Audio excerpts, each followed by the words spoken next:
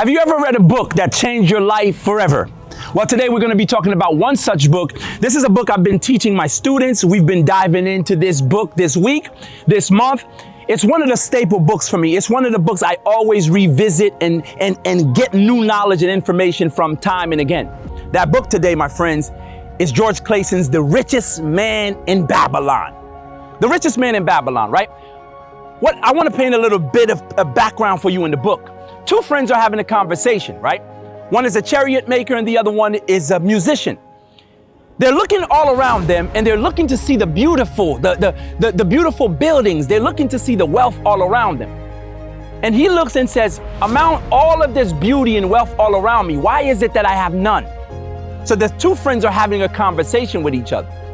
At the end of the day, they've come to the realization, the reason why we do not have wealth is because we have never sought after it. He came to the conclusion that as a chariot maker, I became the very best chariot maker that I can be because I invested all my time and energy into learning how to make chariots. The same is true with his friend in becoming a great musician, right? Now, they realized the reason we've never became wealthy is because we never learned and pursued how wealth works. That brings us to what we want to talk about today.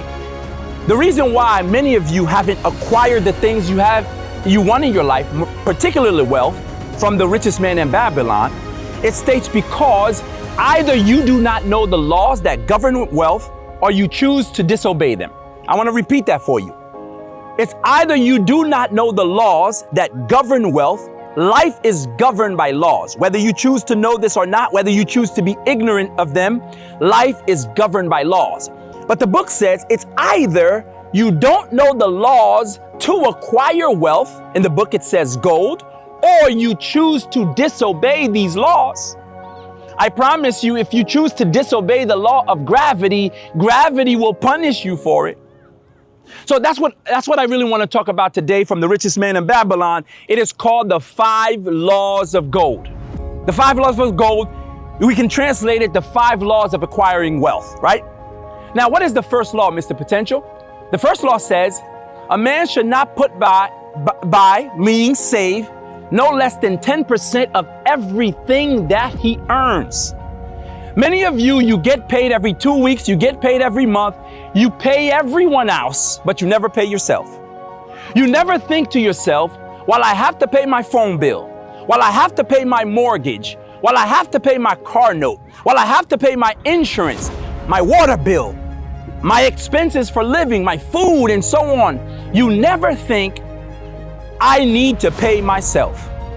That's the first reason why you're still stuck. You're still living paycheck to paycheck is because you think that every dollar you make is yours. My friends, you couldn't be any further from the wrong. Not every dollar that you make is yours to keep. But guess what? You can begin to start building your wealth by keeping 10% of everything you earn. For simple mathematics, if you make $100, $10 should be yours. That is the first law of acquiring gold, or the first law of amassing wealth. Until you get this right, you will find yourself on a hamster wheel, right? The second law of acquiring gold, after you've built yourself a nest egg of this 10% that you've saved over time, the second law is you must find employment for your money. Many of you, the reason why you can't go to the next level is because you haven't mastered the art of passive income. What do we mean by passive income, Mr. Potential? I go to work every 2 weeks. I go to work 8 hours every day and I get paid every 2 weeks. That's what you call active income. What happens if you get sick? What happens if the job closes down? What happens if something happens to you, you get into a car accident? The job doesn't continue to send you the money, right? They pay you for the hours that you are there. So the 10% that you've saved it for a year, you've saved it for 2 years, you've saved it for 3 years, right? This is we're going to have to learn to put off instant gratification. We're going to have to learn to put away consumerism, not buying everything that we feel like we need, right? So this is going to require a great level of discipline. After You've saved this 10% for a period of time, George Clayson says. You now need to find opportunity for your money to work. He says you need to look at your money like a soldier that works for you. A soldier that works for you, and a soldier doesn't just lounge around and be slothful and lazy. You have to find employment for your opportunity. Well, Mr. Potential, I don't know what to look at. I don't know what's happening. Well, if you're paying attention to what is around you, one of the greatest IPOs was just launched the other day. Maybe stocks, maybe investments, maybe look at business opportunities, right? Maybe find ways to lend your money and make a bit income on it. You gotta find some way, like you have to begin to expand your mind into how I can make just more than one income.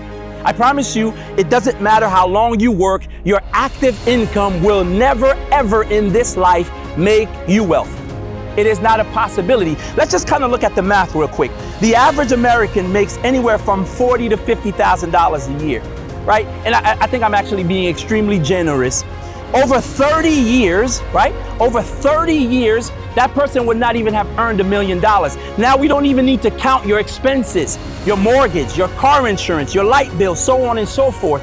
You gotta find employment for your money. You gotta find employment for your money. I heard Warren Buffett say the S&P 500 has outperformed most investments. And you don't have to think much. Just simply invest your money on a regular basis. And then you add in the gift of compound interest, right? You got to find another way for your money to work for you. I promise you this. If you don't find another way to earn income, your job will not be enough for you, right? The richest man in Babylon, right? The reason why you have not acquired wealth, you've never even thought about it. Napoleon Hill says, I heard Napoleon Hill says that many people never become what they're supposed to be is because they don't even think about it. It doesn't even enter into their minds. In fact, their circumstances have become their ceiling. They look at their life where they are now. They can't even think about a future. They can't even look to see the possibility. Some people won't even dream of a better life. The other day I was talking to my uncle, and I want to digress real quick. And I told him, hey, I said, why don't you start to invest in some land here and over there and over there? His response to me was, why would I buy land that just sits there?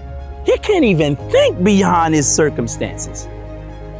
And if you can't begin to expand your mind, if you can't even begin to acquire new ways, if you can't even get into a library, I mean, a library card is $10, $20.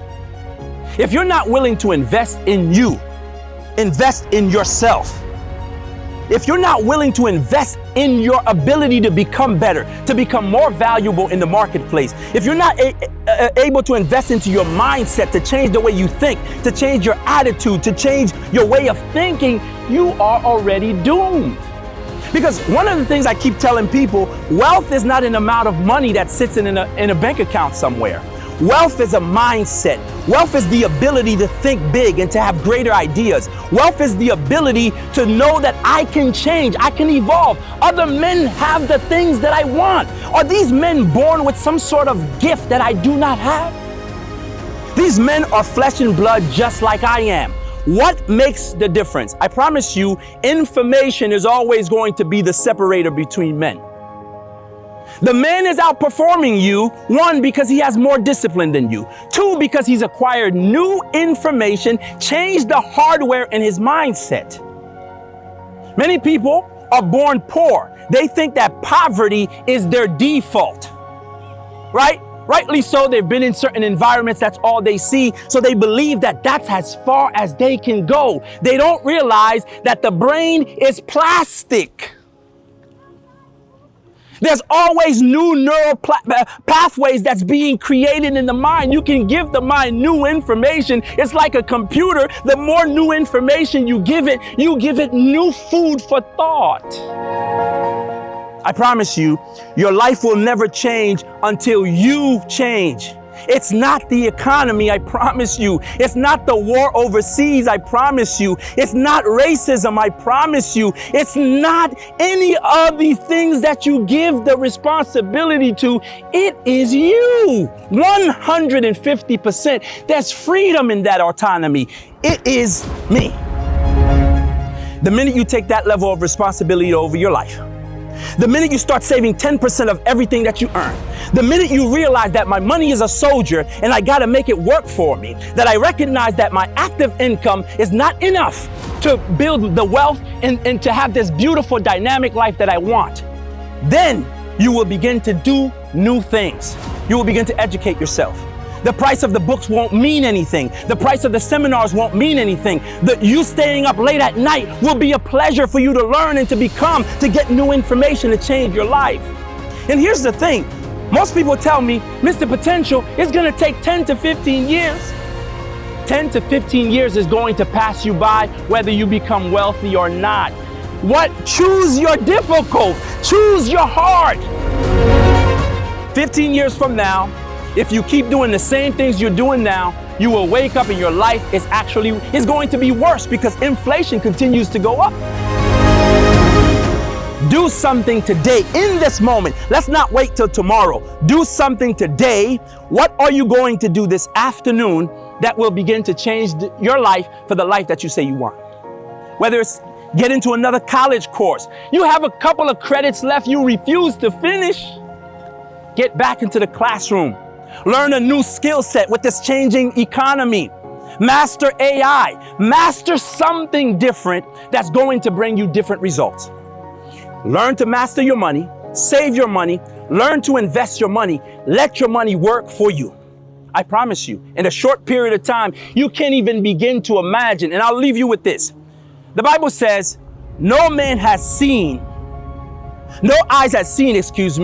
no thought has even pondered the beautiful things that God has in store for you. You simply just don't believe it. You don't believe it's a reality. When I look at life, I see the abundance all around me. I realize that everything the Most High God has created, He's created in abundance. I see no scarcity anywhere except in the mind. You can begin to change your life right now, today, by beginning to change and alter your attitudes of mind. Welcome to another episode of the Gold Digger Podcast. I'm your host, Mr. Potential. Make sure you like, subscribe, hit that notification bell, and I'll see you on the next one.